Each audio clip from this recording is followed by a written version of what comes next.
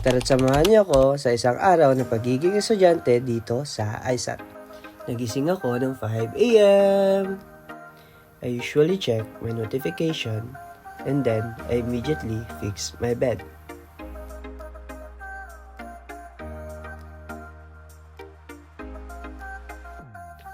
And then I prepare my clothes for school and then naligo na ako. I prepare my stuff like ID and bag. We're up to go! Nagmumotor ako papuntang school para hindi hassle. So here's the entrance. Car checking my bag and I put my helmet to helmet strap. After that, pumasok na kami sa room. Here's my classmates. Let's go! During break time, I visit the laboratory to check if may nabago ba. This place is one of my favorite place here at ISAT, kung saan dito kami tinuturuan para maging handa sa field. Nag-ikot-ikot na ako dito, guys.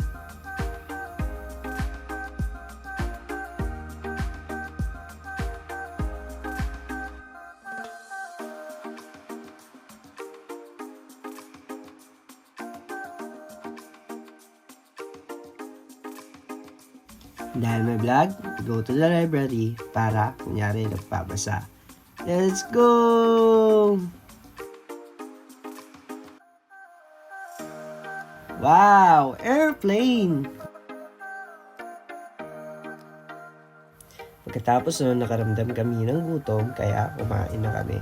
Kasama ko nga pala si Idol Burns, guys.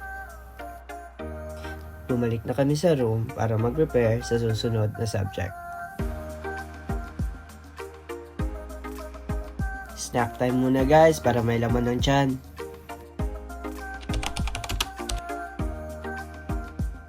At 3:37, uwian na. Tumambay muna kami bago umuwi. I'm home! I prepare and cook our food for dinner. And then, kainan na! Dahil may vlog, nagugas ako ng pinagkainan. After that, nag-apat na ako.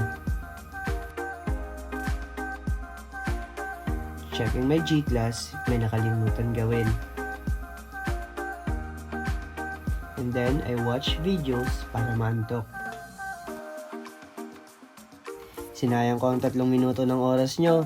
I love you all!